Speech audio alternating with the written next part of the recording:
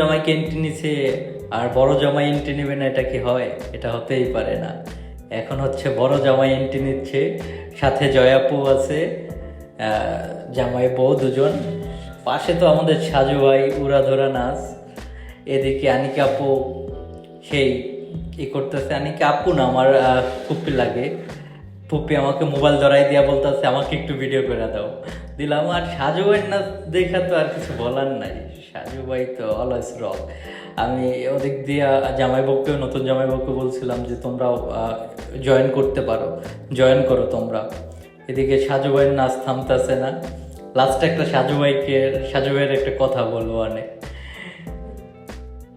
ওহ, সাজু ভাই তো উড়াধুরা ড্যান্স দিতে আছে। ছবি তোলা চলতে আছে ভালোই, সব কিছু মিলিয়ে।